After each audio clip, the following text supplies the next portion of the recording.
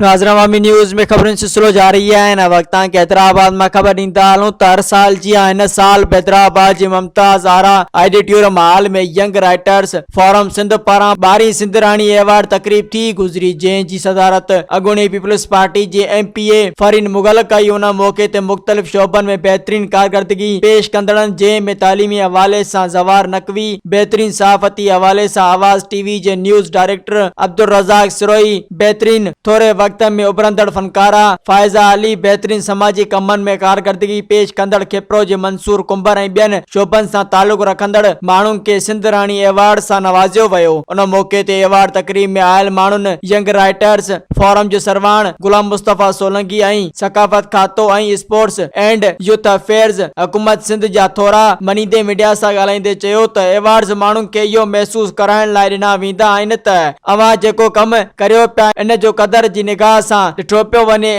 Award हर माण्हू जे चङे कम खे मन्नता ॾियण जो इज़हार चई सघूं था ऐं इहो बि चई सघूं था त अवार्ड ॾियण वारा समाज अंदर पंहिंजनि शोबन में सुठो कमु करण ते संदसि थोराइता आहिनि। हक़ीक़त में अवार्ड माण्हुनि खे ॿुधाइण लाइ हूंदो आहे त चङे कम जो बदिलो बि मिलंदो आहे ऐं इहो महसूस कराए वेंदो आहे त कंहिं बि शोबे जे समूरे माण्हुनि जे कमनि ते क़दरदाननि जी नज़र आहे। रब पाक असां सभिनी खे शल चङाई जे ढिग ते हमेशा कायम दायम रखे। अवार्ड जी तकरीब में महफ़िल मौसीकी जो ख़सूसी इंतजाम कयो वियो हो, जंहिं में सिंध जे मशहूर फनकारनि जंहिं में सरमंद अयाज़, फायजा अली ऐं कॉमेडी किंग कादिर बख्श मिट्टू ऐं ॿियनि फनकारनि पंहिंजा सुर विखेरे अवार्ड तकरीब के 4 चंड लगाए छॾिया।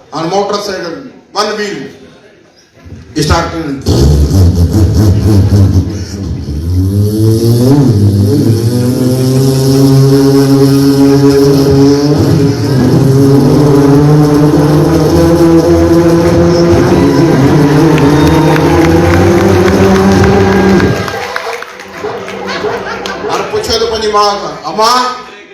तो के कासम बाजार रोड घुमायो खबर पई ना बाबू का खबर कौन पई पुट्टा खबर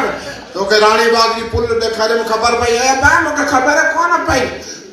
अमा तो के ठंडी सड़क घुमायो खबर है बाबू का कौन पई तो के कोटड़ी वाली पुल देखारे में खबर पई ए बाबू का कौन खबर पई मां बेजार आया बाबा दा पुट्टा तो के खबर पई अमा छाजी पिने अला के तो चलियो मारे मारे भारत भली मारे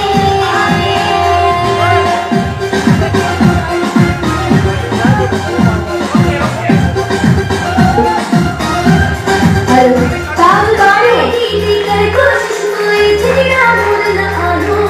मान जेता बिगड़ के खड़गड़ा मोर ना आनो दीदी कर कोशिश कोई छड़ा मोर ना